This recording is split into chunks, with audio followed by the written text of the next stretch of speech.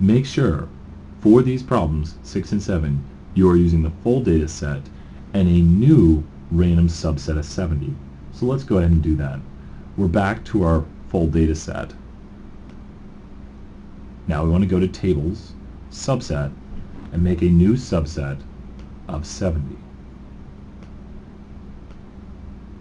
We need to give it a name again, so let's go here.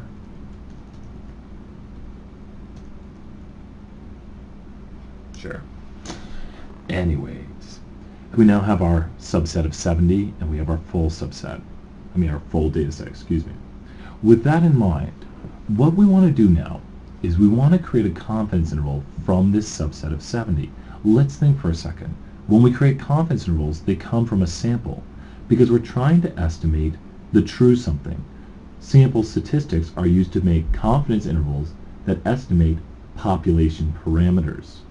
With that in mind, we can go ahead and go to Analyze, and let's go to Distribution.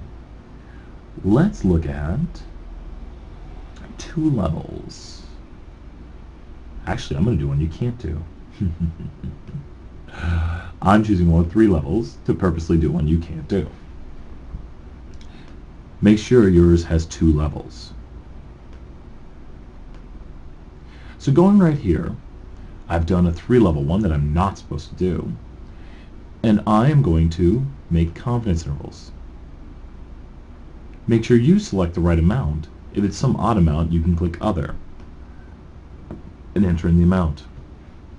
You can enter whatever you want here, but this gives you the confidence interval, which is described as 1 minus alpha.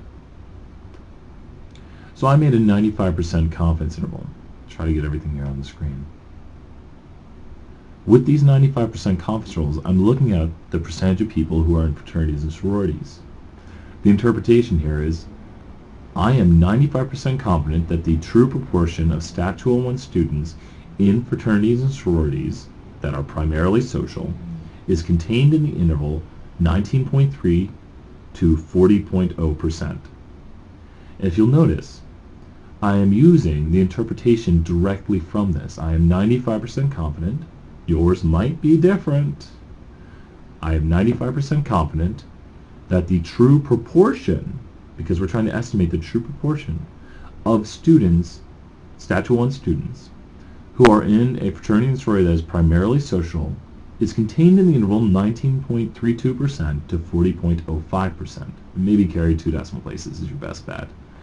So with this in mind, I have created my interval. We'll go back to this. Let's see if the truth actually was contained in there. I have my full subset now. We're pretending that this is the population, and we're going to ask the same question.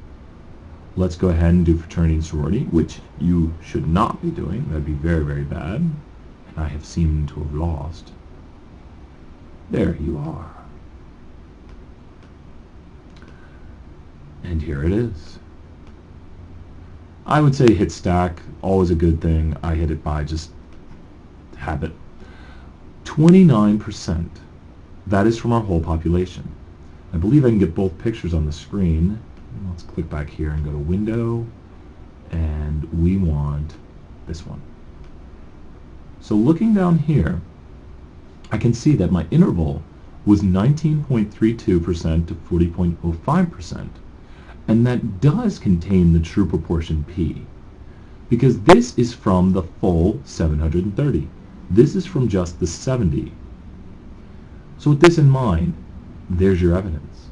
If it's contained in there, if it's not, look. But make sure you make your confidence interval from the sample. I can't hover over this enough. Confidence intervals are from samples. We want to see if the true from the 730, this is the true proportion. The true proportion, because we were trying to see if it's in there. Also think about this.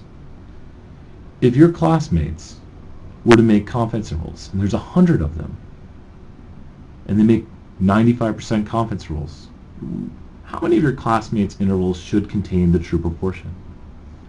So try to interpret that and try to think about that for some of the last parts of this. What percentage of your classmates should have the true proportion? Try to be right 1 sentence or 2, but be very specific on what percentage of your classmates for what confidence intervals would have the true proportion. Good luck with this question.